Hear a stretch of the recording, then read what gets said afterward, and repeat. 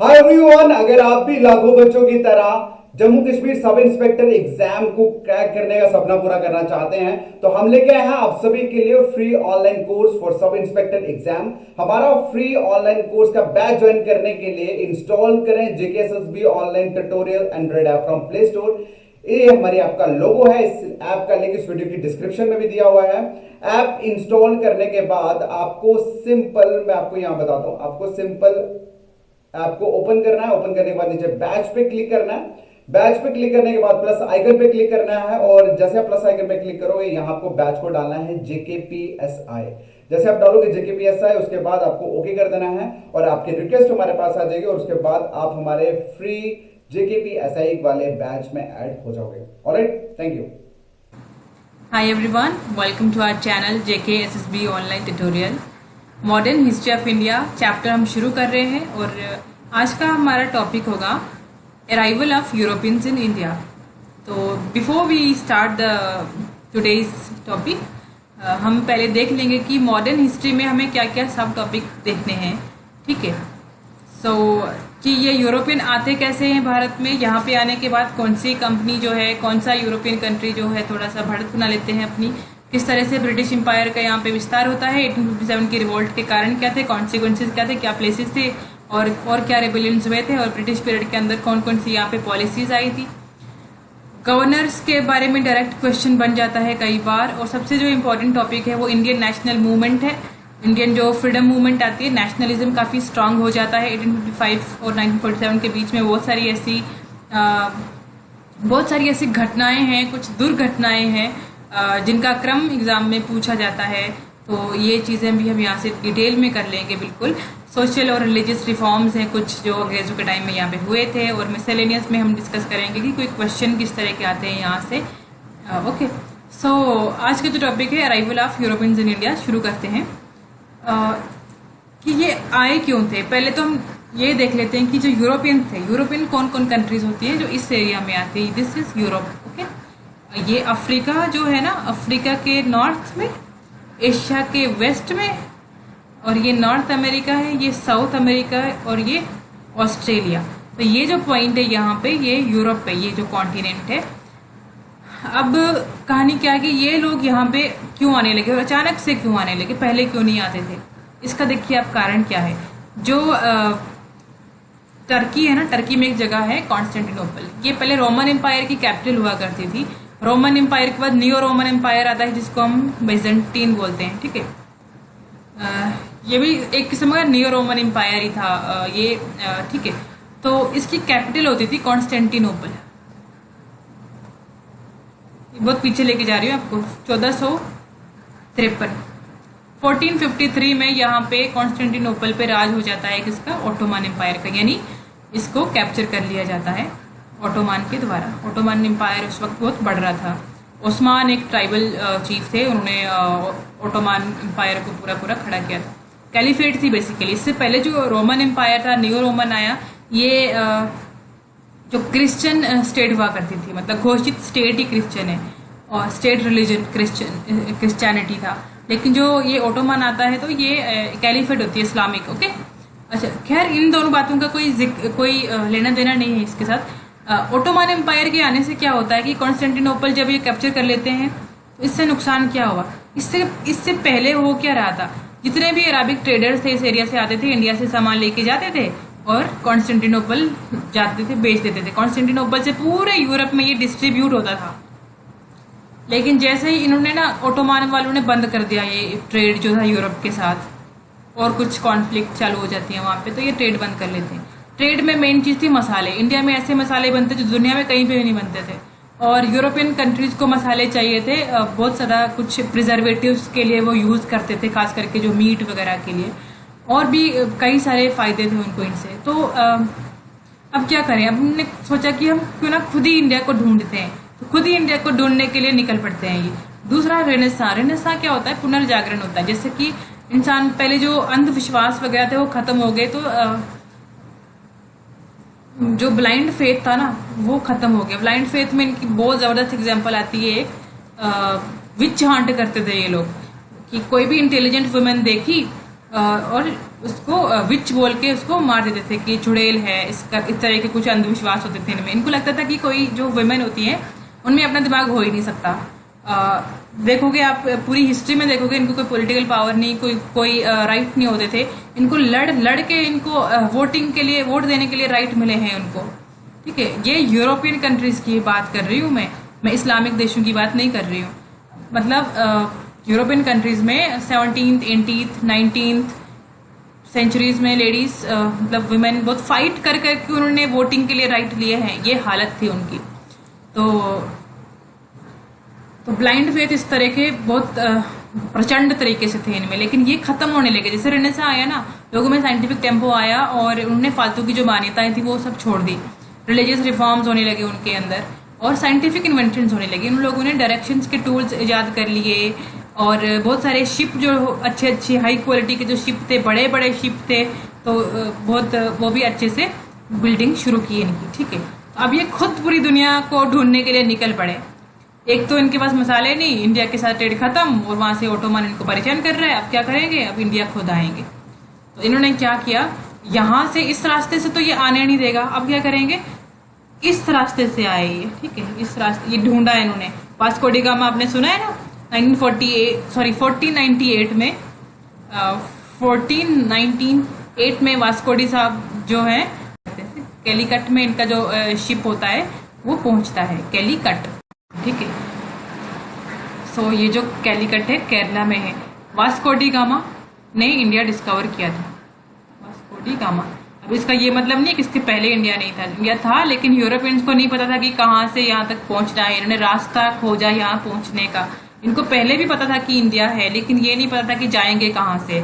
तो अब इन्होंने ढूंढा। ये जो रास्ता है ना नीचे, ये जो पॉइंट आता है अफ्रीका के पास, इसको बोलते हैं cape of good hope. Cape of good hope के होते हुए यूरोपियन जो थे इंडिया आए थे। ये पूछा जा सकता है क्वेश्चन कि ये अरबिक जो कंट्रीज है यहाँ से पास करके आए थे, रशिया वाली साइड से आए थे, या फिर केप ऑफ गुड होप से आए थे। तो ये इस रास्ते से आते हैं। इन लोगों ने ना 1492 में अमेरिका को भी ढूंढ लिया था। कोलंबस थे वो, स्पेन के एक, इन्होंने ढूंढ लिया था। कब, 1492 में कोलंबस ने।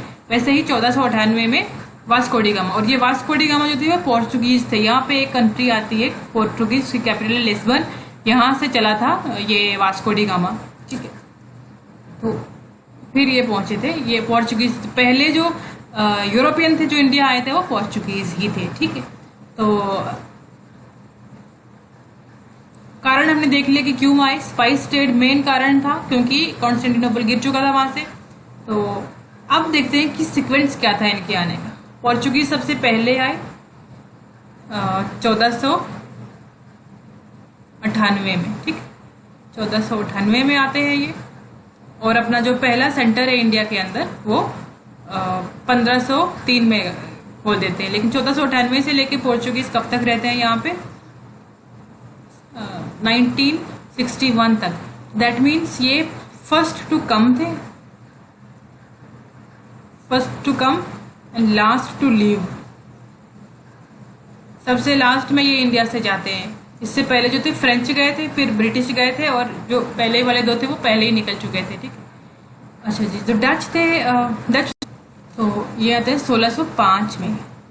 फिर जो ब्रिटिश होते हैं ये 1608 में आ जाते हैं, और डैनिश वाले जो होते हैं ये 1620 में आते हैं। याद रखना, ये सीक्वेंस ऐसा ही याद रखना है। 1668 में फ्रेंच वाले जो आते हैं, जो फ्रेंच कंपनीज आती हैं। तो पोर्चुगीज कंपनी सबसे पहले आती है, वो एक जॉइंट वेंचर होती है। डच भी जॉइंट वेंचर होती है। ब्रिटिश वाली जो होती है प्राइवेट कंपनी है। डैनिश अगेन एक प्राइवेट वेंचर होती है, और फ्रेंच वाली भी प्राइवेट वेंचर होती है, सॉरी एक जॉइंट वेंचर होती है। आपने, खैर ये इतना कोई इंपॉर्टेंट नहीं है कि जॉइंट वेंचर थी क्या थी, इतना भी इंपॉर्टेंट नहीं है याद रखना। इंपॉर्टेंट क्या है कि सीक्वेंस याद रखना चाहिए आपको कि किस सीक्वेंस में आए, पहले कौन आए।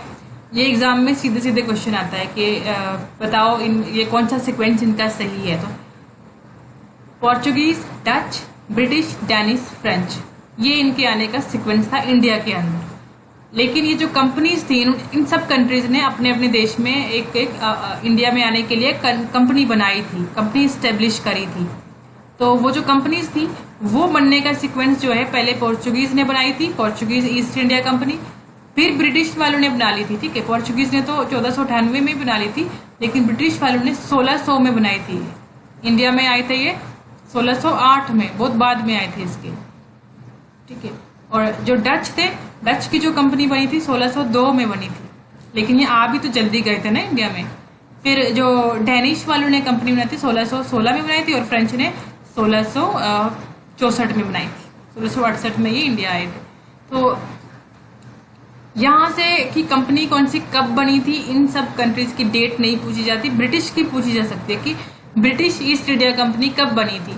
तो ये 1600 में बनी थी। इसके बारे में हम कल पूरी डिटेल में पढ़ेंगे। आज हम इन बाकियों को निपटा देंगे, ठीक है। जो ये बाकी छोटी मोटी कंपनीज आई थी, इनके बारे में हम आज पढ़ लेंगे। तो ब्रिटिश क्योंकि मेन थी और इसके बारे में बहुत ज्यादा आपको जानकारी होनी चाहिए। बहुत ज्यादा सेटलमेंट्स बनी थी इंडिया के अंदर, बहुत ज्यादा इनके कॉलोनीज बने हैं और इवेंचुअली पूरी पूरी पॉलिटिकल पावर तक चली गई है, तो इसके बारे में थोड़ा ज्यादा जानना बनता है। तो आज आपने क्या सीखा, पहले तो सीक्वेंस देखा, Portuguese, Dutch, British, Danish, French, ये इनके आने का क्रम है इंडिया के अंदर। आए क्यों थे, ट्रेड करने के लिए आए थे। अच्छा, एक बात बताओ, जब पोर्चुगीज इंडिया आए थे, देखो ये जो है ना, ये जो पॉइंट है ये क्या है, ये इनके सेंटर है। जब ये इंडिया आए थे तो इन्होंने अपने अपने यहाँ पे सेंटर बनाए थे। तो जो पोर्चुगीज इन्होंने पहला सेंटर कोचीन में बनाया था। देखो कैलीकट में तो वो आए थे सबसे पहले, जो वास्को डी गामा थे, लेकिन उन्होंने अपना जो सेंटर वेयर हाउस मतलब जो अपना बनाया था वो कोचीन में बनाया था। कोचीन भी केरला के अंदर ही है।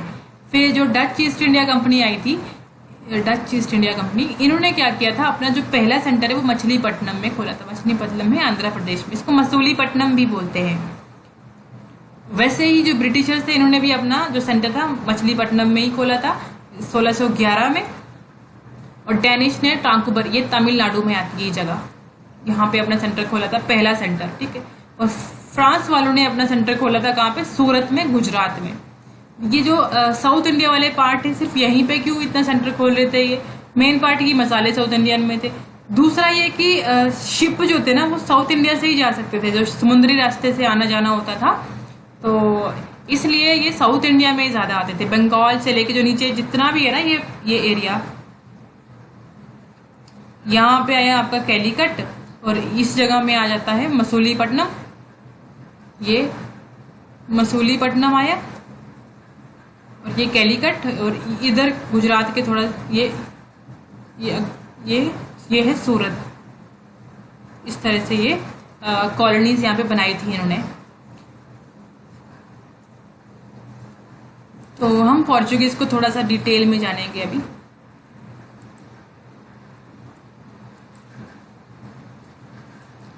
देखो क्या हुआ था ना, जो ये पोर्चुगीज थे, ये सबसे जब पहले आए यहाँ पे, तो इनकी जो कंपनी थी इसका नाम था इस्तादो दा इंडिया, ईस्ट इंडिया कंपनी ही मतलब है इसका भी। तो पहला सेंटर तो कोचीन में बनाया, ये ठीक है यहाँ तक।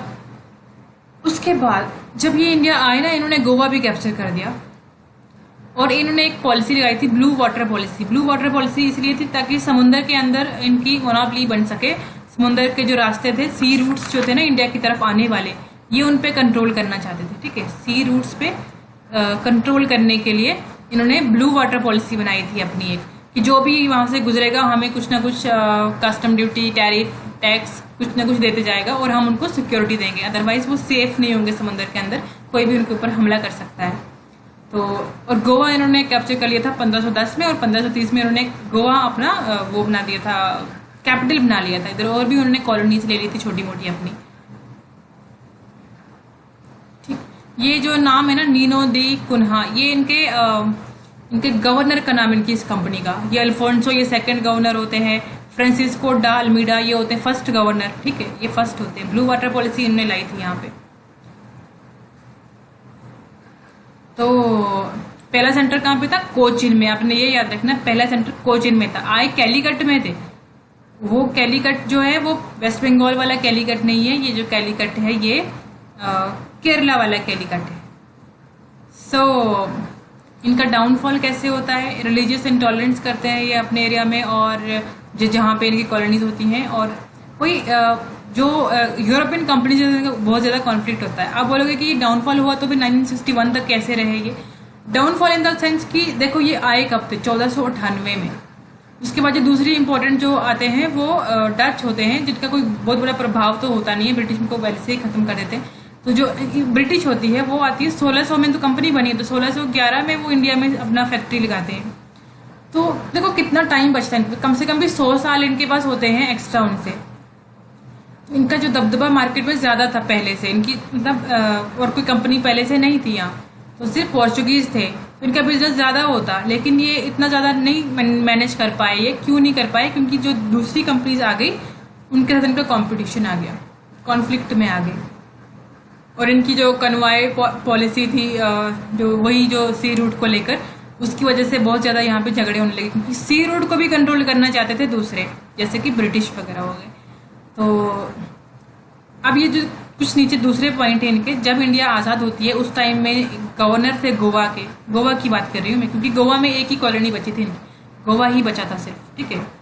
तो गोवा में बोसा नाम होता है उनका, जो अब वो गवर्नर होते हैं। लास्ट गवर्नर रहे हैं इनके मैनुअल एंटोनियो, और 1961 में विजय ऑपरेशन होता है, ऑपरेशन विजय।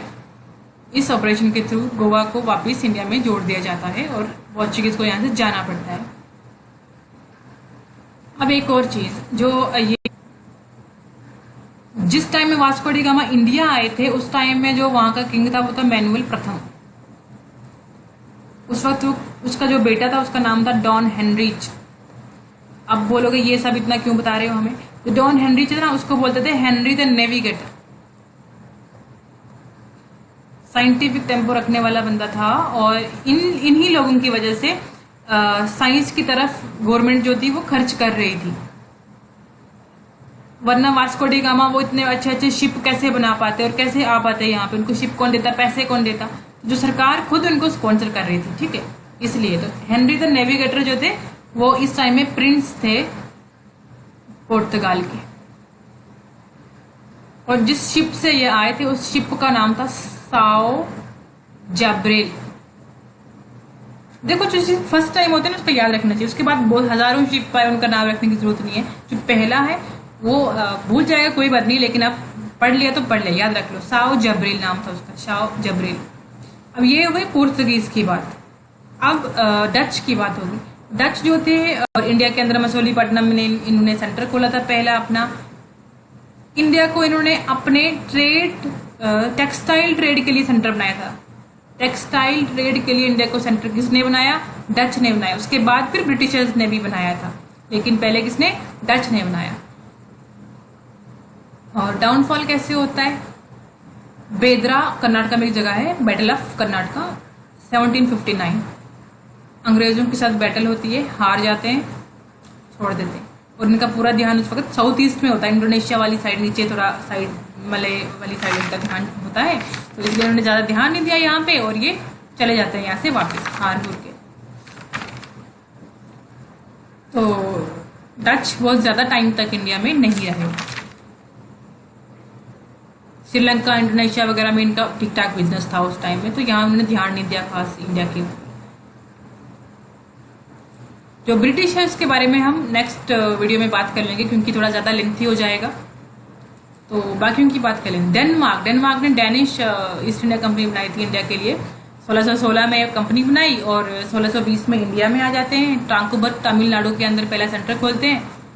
1845 में अपना सारा जो भी यूनिट्स फैक्ट्रीज वगैरह है ब्रिटिश को बेच बूझ के चले जाते हैं यहाँ से, क्योंकि पता है अब यहाँ पे नहीं होने वाला हमसे कुछ भी। ब्रिटिश बहुत ज्यादा पॉलिटिकल पावर गेन कर चुका है, और यहाँ पे अगर बिजनेस करेंगे भी तो घाटे में है, इसलिए ये भाग जाते हैं यहाँ से। तो इतना याद रखने की जरूरत है भी नहीं, इसके बारे में पूछता भी कोई नहीं। फ्रांस वाले जो हैं इनका भी यही हाल है। पहला सेंटर इनका जो था सूरत में खुला 1668 में। इन्होंने पौंडीचेरी जो थी वो फाउंड करी थी। फ्रैंकोइस जो थे फ्रांस के, इन्होंने पौंडीचेरी फाउंड करी थी, ठीक है। और ये 1954 तक पौंडीचेरी में ही थे। डाउनफॉल कैसे होता है?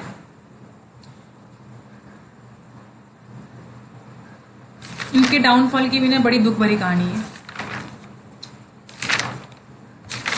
1742 तक ये सिर्फ ट्रेड करती थी, इसको कोई मसला नहीं था पॉलिटिकल पावर वगैरह से। लेकिन इसके बाद एक बंदा आता है इनके जिसका नाम था जोसेफ फ्रेंकोइस डुप्लेक्स। ये बहुत एम्बिशियस होता है। यहाँ पे क्या करता है, जो इंडिया के इंटरनल मैटर्स में इंटरफेयर भी करता है, सब्सिडायरी अलायंस बनाता है एक पार्टी के साथ। एक जैसे राजा होता है, इसको बोलता है कि मैं तुझे आर्मी की हेल्प दूंगा, तू मुझे कुछ पैसे दे और मुझे बिजनेस करने के लिए परमिट दे दे। इस तरह के अलायंस को सब्सिडायरी अलायंस बोलते हैं। और दूसरा, ट्रेडिंग और पॉलिटिकल एम्बिशंस में बहुत ज्यादा कॉन्फ्लिक्ट था इसका ब्रिटिश के साथ। देखो, जिस भी कंपनी ने ब्रिटिश के साथ पंगा लिया है उनको यहाँ से जाना ही पड़ा है, या उनको उनकी कंडीशंस माननी पड़ी हैं। तो डाउनफॉल, पहले ये ठीक बिजनेस कर रहे थे, लेकिन जैसे जैसे ब्रिटिश का कंट्रोल यहाँ पे ज्यादा पड़ता गया तो फिर इनको उनकी शर्तें माननी पड़ी और उनको लिमिटेड रहना पड़ेगा एक छोटे से एरिया तक। पूरे इंडिया में इनका विस्तार नहीं हो पाया। ठीक है, रहे ये इंडिया के अंदर, पौंडुचेरी तक रहे, लेकिन उस लेवल का ये बिजनेस नहीं कर पाए जैसा ये पहले कर रहे थे। सही, और ये करना जैसा चाहते थे कुछ बना नहीं वैसा। तो इनके बारे में भी कुछ ज्यादा नहीं है खास। तो मेन तो अब ब्रिटिश ईस्ट इंडिया कंपनी है जो भी है, वहीं से सबसे ज्यादा क्वेश्चन आते हैं। अगर तो ये इन यूरोपियंस में से क्वेश्चन आए तो, क्योंकि वो आगे तक रहेंगे ना, 1857 तक जो है कंपनी रूल रहने वाला है, वो भी ब्रिटिश ईस्ट इंडिया कंपनी का रूल। ठीक, तो ये कुछ ऐसे पॉइंट्स हैं जैसे फ्रेंच और पोर्चुगीज की कॉलोनीज है। तो इस तरह की बहुत सारी जो चीजें हैं आगे आने वाले वीडियोस में आप देखोगे। मिलते हैं नेक्स्ट वीडियो में, तब तक के लिए बाय बाय, टेक केयर।